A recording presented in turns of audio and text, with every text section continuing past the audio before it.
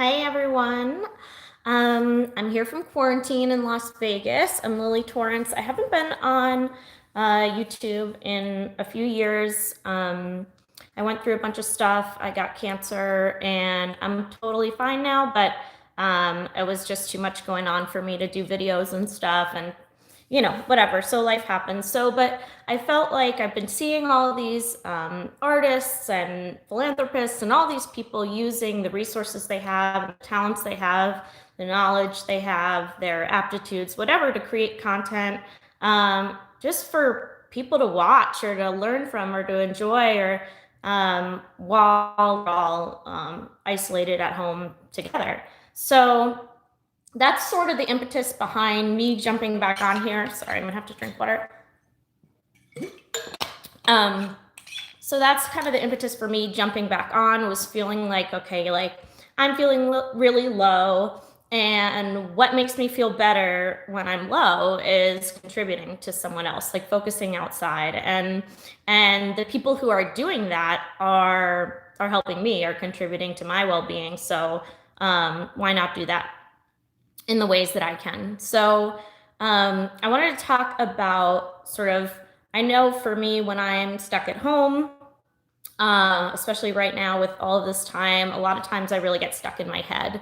And sort of more and more reality comes from the thoughts that come through my mind when I don't have external forces, when I'm not engaged with other people around me, when I'm not out in the world with other stimuli. So like when I'm just home, when I'm, don't have as much to do as usual, I think my reality becomes even more internal.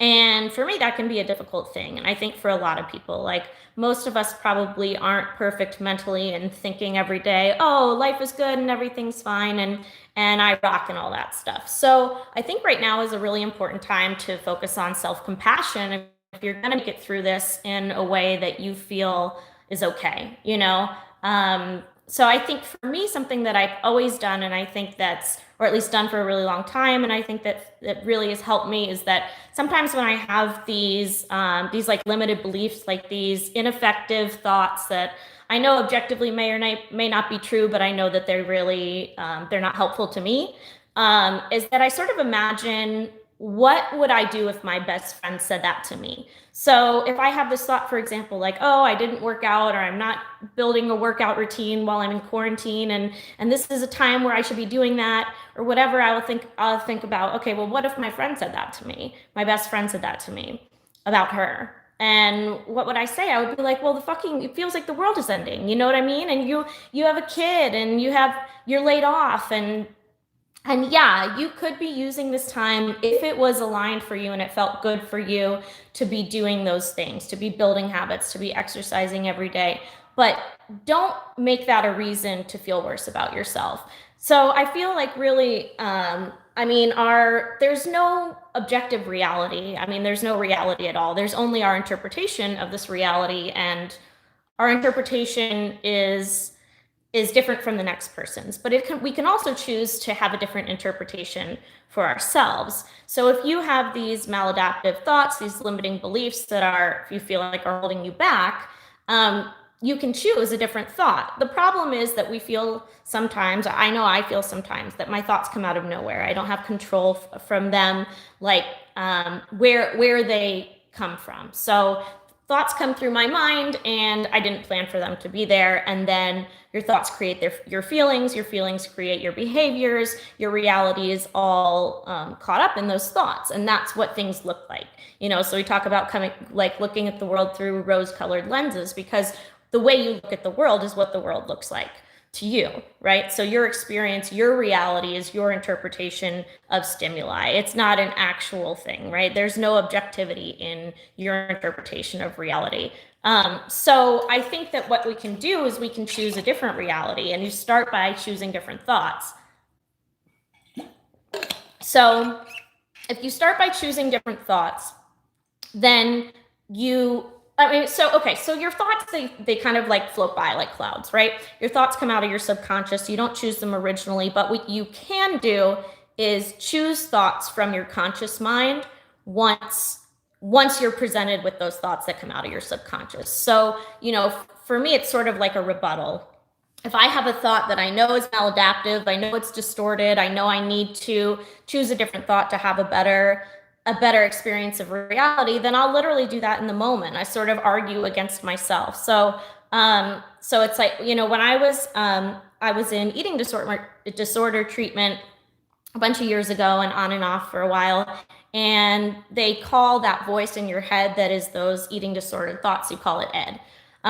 So you have like this Ed that's creating these distorted thoughts in your mind, and then you have your conscious mind and your healthy mind and your mind that wants to be better has to argue against those thoughts. And so for me, I found that like personification of that other thought really helpful, because it really does feel like, okay, well, that's a thought that my maladaptive mind or my dark lily or whatever is putting forward, and now I have a conscious choice to choose a different thought, which over time makes a really big difference. Now in the beginning, it feels like a lie, right? So you say like day one, I'm in eating disorder treatment, I look in the mirror and my immediate thought that I have, feels like I have no control over is I'm fat, right? So if my thought is that, and that's this thought that pops up every time, it's created this deep rut of a neural pathway and I can't get out of it. So that thought pops up and the thought is, okay, like I'm fat, right? And then you can choose a new thought. And if you choose a new thought, you think, wow, like I'm beautiful. That's your new thought.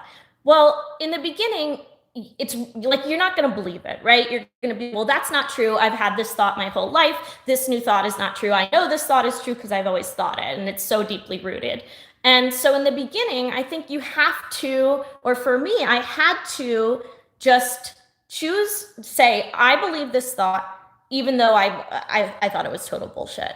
And over time, that your adaptive, effective thought that you've chosen starts to build new grooves, right? So you start to carve these neural pathways for this new thought, this new belief.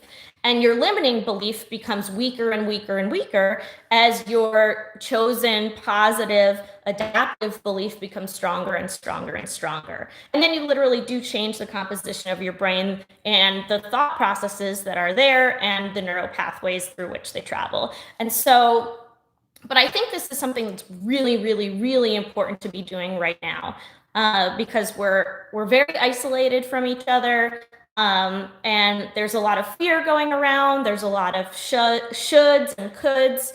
Am I failing my child by not homeschooling them like other parents are? Or am I failing myself by not using this time frame to build a second stream of income or to get fit or, start meditating regularly? Like whatever it is, there's all of these thoughts that, whether or not they're objectively true, which there's no objective on them, but whether or not they have any validity, they don't have validity in your experience because they're making it worse. They're not helpful. And so you can choose a helpful thought, and whether or not you believe that thought, once you start choosing that thought over time, you'll believe it. So for example, I had an experience in the past where it just tough family experience, and I would say to myself every day, I would say, all is well. Everything is working out for my highest good. Only the best will come from this situation, and I'm safe.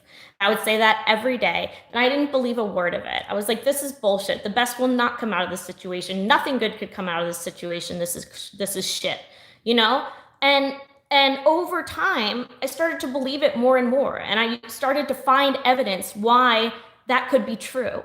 And so then you have this confirmation bias, and you have to use it to your advantage. So if you decide, if you have this thought in your mind, then you immediately start to look for confirmation of it. You immediately start to look into the world, or look in your past, or look in your social circle, whatever it is, look at your experience or your achievements or whatever, for why this is true. So let me confirm this fact. Well, I can confirm this fact for X, Y, and Z reason, right? But these are also just interpretations of reality. So once you start to choose this other thought, even if you don't believe it at first, the stronger and stronger that voice is that speaks that thought to you, is it becomes something that you start to find confirmation for and you start to find some evidence of.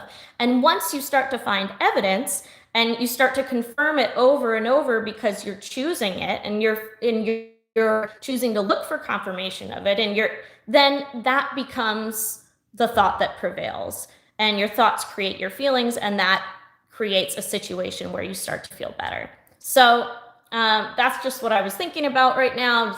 So I wanted to share that. Be your own best friend. And not just for me, like sometimes I'll think, oh, if I said this to my best friend, what would she say back to me?